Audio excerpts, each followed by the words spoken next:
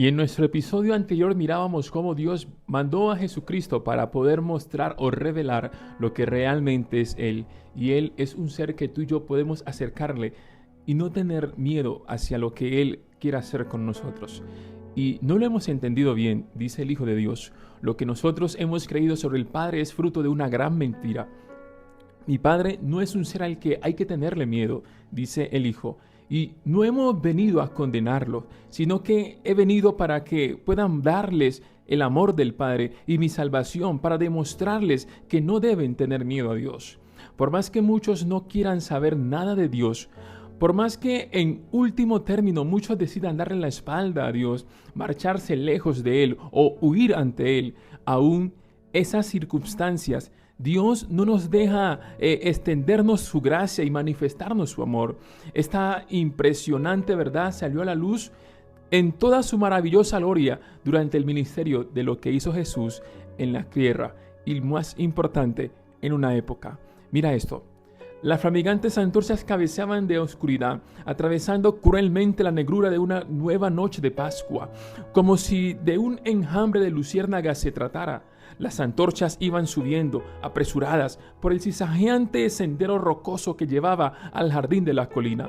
Fue entonces cuando toscas voces rompieron el silencio de la noche que momentos antes había servido para ocultar el llanto del Dios encarnado, que lamentaba con lágrimas, no solamente lágrimas normal, sino con lágrimas de sangre las trágicas consecuencias del pecado. Pero para ese momento, las lágrimas de Jesús ya se habían secado y allí permaneció solo en la oscuridad, listo para encontrarse con el traidor. No sé si en alguna vez a ti alguien te ha traicionado. No sé si en alguna vez alguien muy cercano a tu corazón te ha prometido algo y lo que menos ha hecho es justamente lo que dijo que no haría. Si en algún momento hemos pasado por esas experiencias como la que pasó Jesús, solamente tómate un momento para recordar sin reservas lo que hizo el Padre, lo que Él experimentó. ¿Saben? Cuando nosotros pasamos por eso, recordamos el dolor que sentimos. Pensamos en ese dolor punzante, en ese dolor intenso que va subiendo del estómago hasta la garganta. Ese dolor que no te abandona por más que tú a veces llores. Ese dolor que parece que no desaparece de tu vida. Jesús se encontraba en el jardín del Getsemaní. En plena noche, cuando contempló el inquietante rostro del traidor bajo la tenue luz de la antorcha. ¿Saben? Al mirar a Judas, que estaba a punto de entregarlo, ¿qué crees tú que pasó por la mente del Señor? Jesús conocía lo que Él escondía en su corazón. De aquel discípulo, desde el mismo momento en que había puesto sus habilidades al servicio del naciente grupo. ¿Acaso crees tú y yo que Jesús no sabía quién era el que robaba los escasos fondos de los discípulos? Por supuesto que Él lo sabía. El maestro sabía muy bien que Judas había estado robando, pero Jesús jamás lo avergonzó en público. En cierta ocasión relató una parábola que puso en clara evidencia la culpabilidad de Judas, pero nadie, sino solamente Judas, aquel discípulo, fue el único que reconoció la enseñanza velada. Jesús conocía muy bien a Judas como también te conoce a ti, pero el amor divino seguía abogando por llegar al corazón del culpable. En efecto, unas horas antes, aquella misma noche, el Salvador se había inclinado a lavar los pies del que él lo traicionaría. Qué interesante, pero sabes, Judas había ejercido su derecho inalienable de poder decirle no a Dios, así como tú también hoy puedes decirle no a todo ese amor tan grande que Él demuestra por ti y por mí.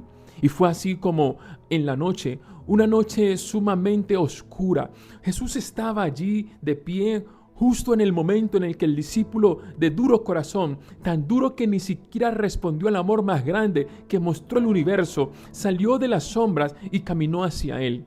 ¿Saben? Con los brazos extendidos, como simulando afecto, Judas le dio un ruidoso beso en la mejilla.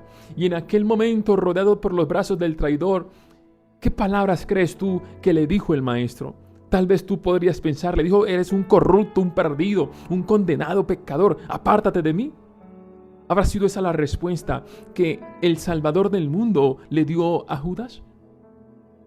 Oh, no. Jesús usó otra palabra para referirse a aquel que lo estaba traicionando. le dijo amigo. Y es bueno que lo leas por ti. Y es la misma pasmosa evidencia que registra el libro de Mateo, capítulo 26, el verso 20. Amigo, haz lo que vienes a hacer. ¿Tú puedes creerlo? Dios lo miró a los ojos y él estaba mirando al que estaba traicionándole y le llama amigo. Por favor, yo quiero que tú recuerdes siempre esta imagen de Dios, porque vale muchísimo más que 10,000 palabras y miles de libros. Cuando Jesús llamó a amigo a Judas, la verdad finalmente salió a la luz. Y la verdad es que Dios no es un ser al que hay que tenerle miedo. Dios es un ser que quiere que tú y yo seamos amigos con Él. Aquella misma noche, momentos más tarde, Pedro descendió y descubrió la misma verdad después de haber pronunciado las obscenidades más terribles que había aprendido en sus años de pescador. ¿Saben? Y cuando él inició a cortar la noche fría, inició a mirar cómo sus palabras iniciaron a decir: yo no he visto a ese pi hombre en mi vida. Nadie debía confundirlo con un seguidor y amigo del condenado Jesús de Nazaret. Pero apenas había salido de su boca aquellos improperios o groserías cuando se escuchó el canto del gallo que anunciaba el amanecer, y al instante Pedro recordó la predicación de Cristo que le había asegurado que lo negaría 3 veces. Él se dio vuelta tímidamente para ver si Jesús había escuchado sus palabras. Lucas describe ese instante desgarrador, y en ese mismo momento, dice Lucas 22, 60 y 61, que en ese mismo momento el Señor se volvió y miró a Pedro. Y la mirada de Jesús le susurró a Pedro lo que el Maestro le había dicho antes a Judas: amigo. Jesús utilizó la palabra amigo para dirigirse a Judas, pero Judas se había criado creyendo que esa imagen de Dios, y él había creído la mentira según la cual Dios es un ser al quien tú y yo debemos tenerle miedo. Y por eso él sale de allí y se quitó la vida.